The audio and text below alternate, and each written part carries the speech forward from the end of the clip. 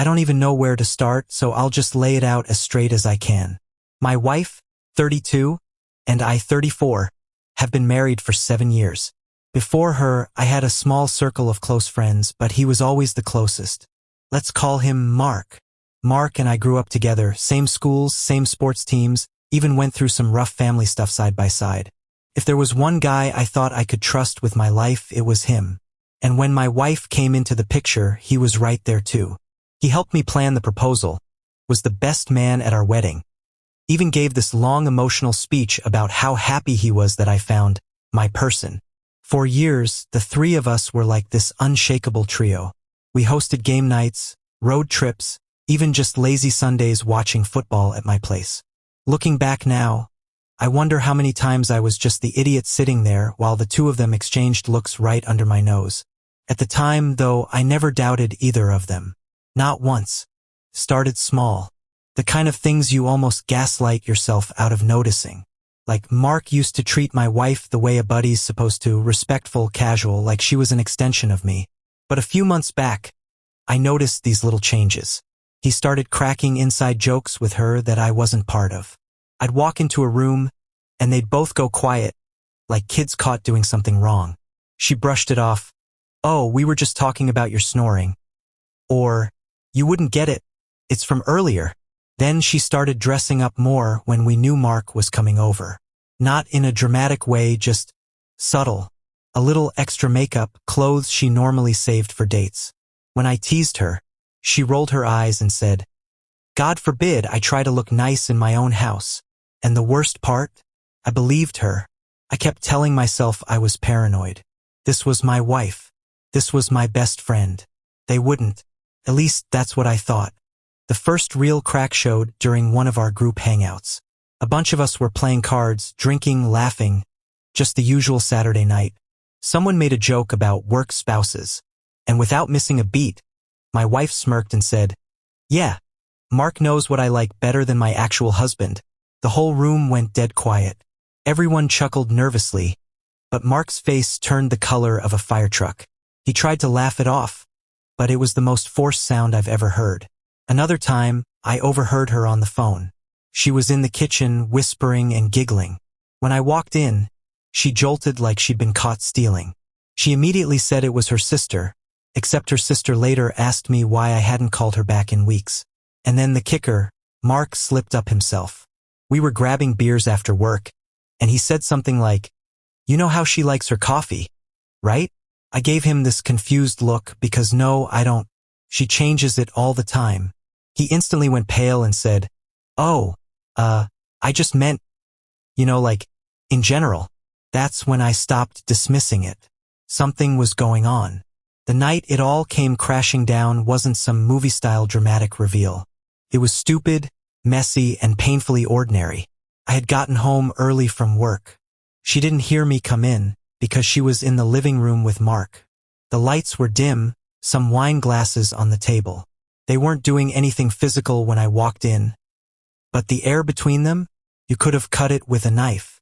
She was leaning toward him, laughing softly at something he said, her hand just a little too close to his.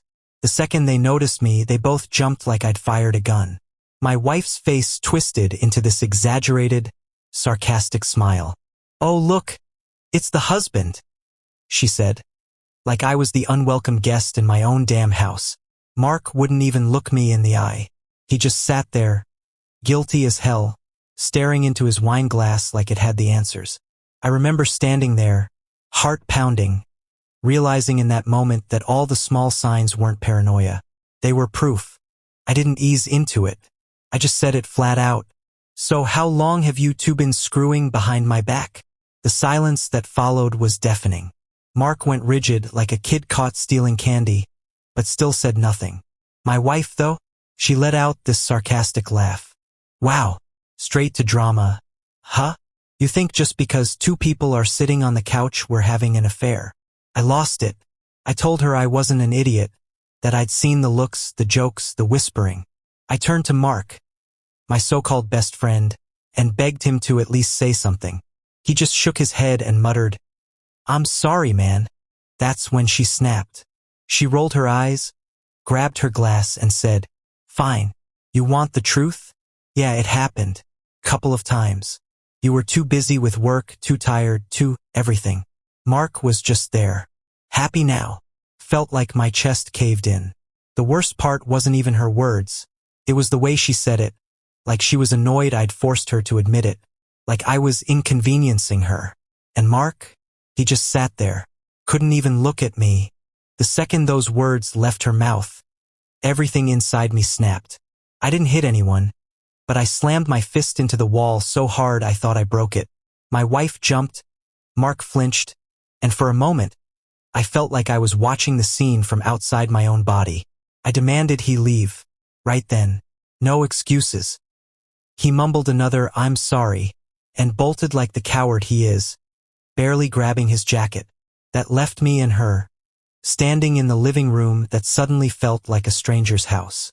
She kept her tone sharp and sarcastic, like I was the problem for not being adult enough about it. It's not like I love him, she said, swirling the wine in her glass. It was just something that happened. You're acting like I burned down the house. That crushed me even more than the confession. No tears, no guilt, no fight to save what we had. Just cold, sarcastic detachment. I remember yelling at her that she destroyed not just our marriage, but a friendship that was practically family. She rolled her eyes and muttered, "Maybe your friendship wasn't as solid as you thought."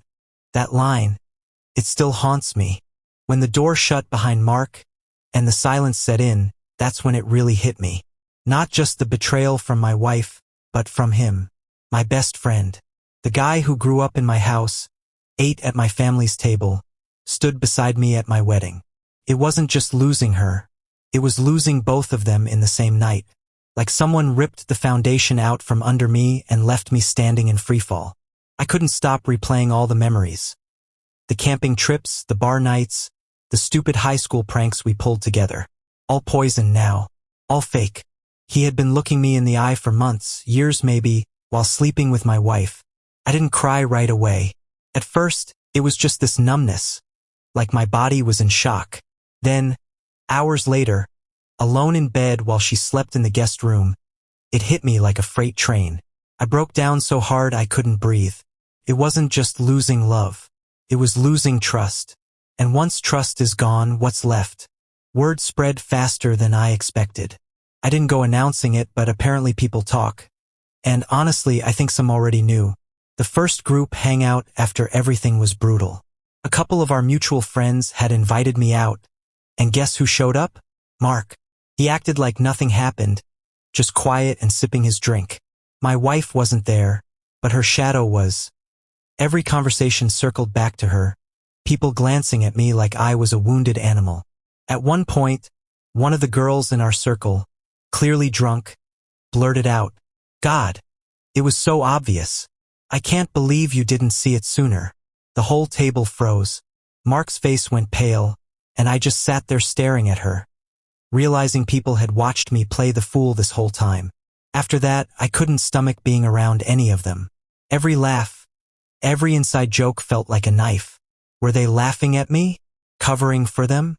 How long had I been the clueless husband in their little play? I left early that night, and I haven't really gone back since. After the group hangout disaster, people started reaching out to me privately. That's when the real gut punches came. One buddy admitted he'd walked in on them once, sitting way too close on the couch, hands touching, but he didn't want to get involved. Another confessed he overheard my wife on the phone with Mark late at night during a camping trip, whispering and laughing while I was asleep in the tent. But the one that really destroyed me was from her own cousin. She flat out told me she'd warned my wife months ago to cut it off, that it was only a matter of time before I found out. My wife's response? "He'll never figure it out. He trusts me too much." Reading that text felt like a knife twisting in my chest. Not only was she betraying me, she was mocking me for trusting her. That was the moment I stopped asking myself, why, and started asking, what the hell do I do now? For days, I was stuck in this loop of anger, grief, and disbelief. I couldn't sleep, couldn't eat, couldn't focus at work. Every little sound in the apartment made me flinch, thinking it was her sneaking around with him again.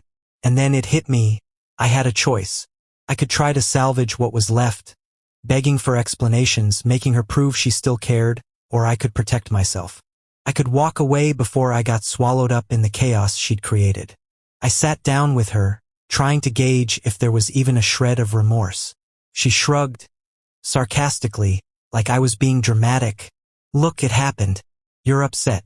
That's life, I guess. Mark didn't even try to intervene. He just avoided eye contact and kept repeating, I'm sorry, man. I didn't mean for this. That was it. No apology from her, no real accountability from him. Just vague regret and annoyance that I was upset. That's when I knew. I couldn't fix this. The betrayal was too deep, and the trust was gone forever. I made the decision to cut ties with both of them completely. I started by blocking them on everything: phone, social media, emails. No explanations, no debates. Just a hard wall between me and the people who had betrayed me most. Next, I cleaned out the apartment. I threw away the little things that reminded me of them. Photos, gifts, stupid inside joke trinkets. Every object felt like it carried the weight of their deception. It hurt, but it also felt like reclaiming a piece of myself. Friends asked questions. Some were angry on my behalf. Some confused why I cut both of them out instead of trying to work it out. My answer was simple. One betrayed me, the other enabled it. There's no middle ground in that. I also started spending more time alone. Not in the sad way, but in the way where I could hear myself think again. I went running, started journaling, even picked up guitar again. Slowly, I realized I didn't need them in my life. My world wasn't broken. It was just littered with people who didn't deserve a seat in it anymore. Even after cutting ties, the emotional fallout didn't magically disappear. I found myself double-checking texts, overanalyzing casual comments from friends, even questioning people I knew I could trust.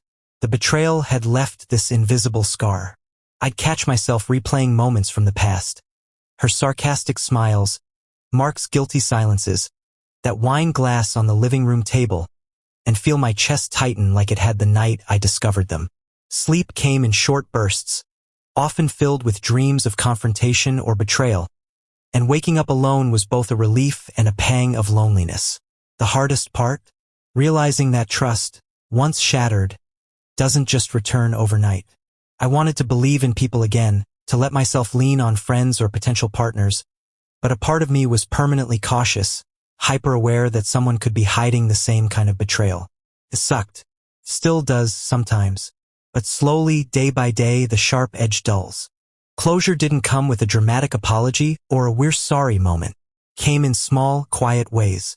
Like when I met up with a friend who had known about the affair but stayed neutral. Talking it out, letting someone validate what I went through, made me realize I wasn't losing my mind.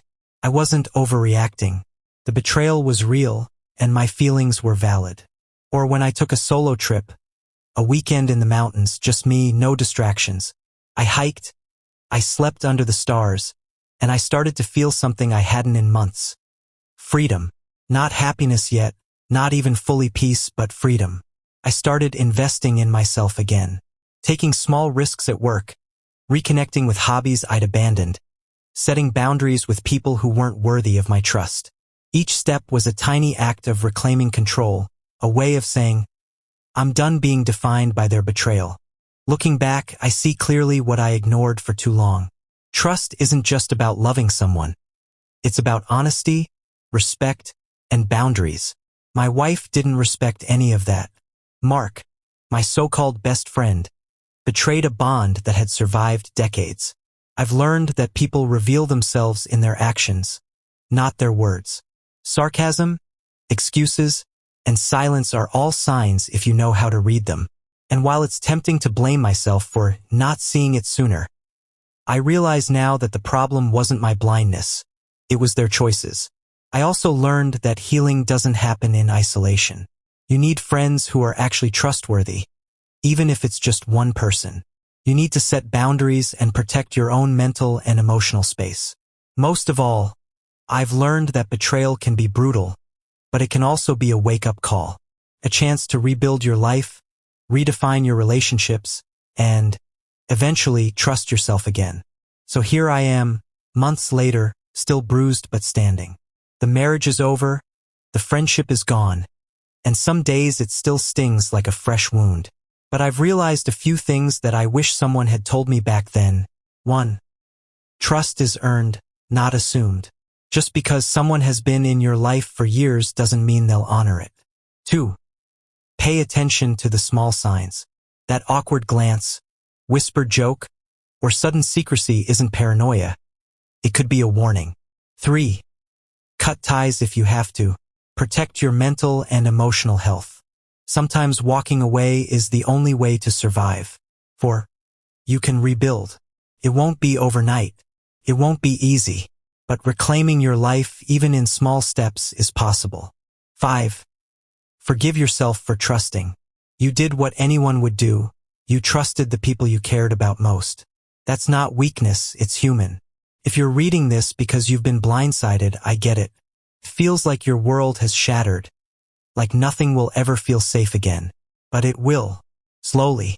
One step at a time, you'll find the pieces of yourself that they tried to break, and you'll rebuild stronger. And one last thing.